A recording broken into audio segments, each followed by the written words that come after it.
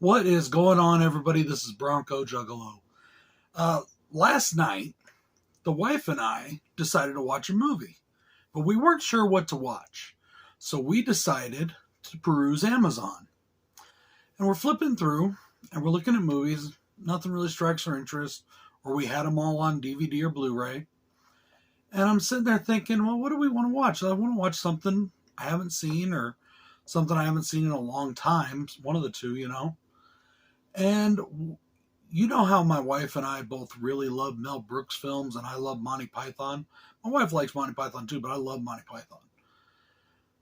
We came across a movie from 1983 called Yellowbeard. And we decided to watch it. This is written and starring Graham Chapman of Monty Python fame, and a whole bunch of other people, a slew of comedic geniuses. A lot from the Mel Brooks universe and the Monty Python universe. So I thought, what the hell, let's check this out. I think I've seen this like when I was a kid, but I don't remember it at all. And then I decided, you know what? I haven't done something different as far as movie reviews go on the channel in a while, except unless you consider the Red versus Blue. But I haven't done like just a straight up comedy movie or a non-horror film in quite some time. And then I decided, you know what? I'm going to review it. This year, I'd like to expand my reviews a little more. I want to do a lot more than just horror. So I hope you enjoy this review. Stick with me. I got a lot of names to list off here of people that star in it. And I'm going to read them off because I just don't want to forget anybody. Now, this was directed by Mel Damsky, and it stars Graham Chapman from Monty Python, Peter Boyle, who played the Frankenstein's monster in Young Frankenstein, David Bowie, Marty Feldman, who played Igor in Young Frankenstein, Madeline Kahn, who is in a slew of Mel Brooks films, and yes, I use slew twice now in this video, Kenneth Mars from Young Frankenstein and The Producers, John Cleese from Monty Python, Eric Idle from Monty Python, Cheech Marin, Tommy Chong, and Bernard Fox from Hogan's Heroes. Funny guy. A pirate captain gets out of prison after 20 years, finds the son he never knew he had, and pursues the treasure that he buried years ago. Now in competition with him is the Royal Navy and his scheming ex-first mate. We also have a greedy cleric who's quite a bit cuckoo. Now this has a 5.9 out of 10 on IMDb. Its budget was 6.5, but it only made 4.3 in the box office. I'm sure it made up for the rest of that in DVD rentals, VHS, all that kind of stuff. Hopefully maybe now on Blu-ray. I'm not sure. I'm going to find it if it is. Now, Graham Chapman, who is from Monty Python, actually got the inspiration for this film from his friend Keith Moon, the drummer of The Who. Keith Moon, in his early years, kind of lived like a pirate.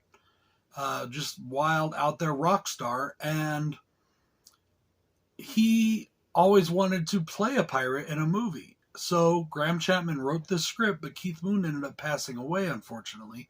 So he never got the chance to play the pirate. Now, Peter Boyle's character in the movie, Moon, is actually named for Keith Moon. This was also Marty Feldman's final film before he passed away. Marty Feldman was a comedic genius. He was amazing.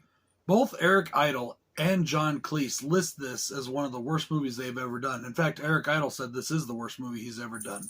John Cleese said it was in the top 6 of the worst films he's ever done. But they both loved filming it because they were having fun with their friends, and I think they kind of knew it was going to come out bad, but I don't think they knew that it was going to be one of those movies where they think it's bad, but a lot of other people like it. And I'm one of those people. Now, I do have one pseudo negative for the film, and that is that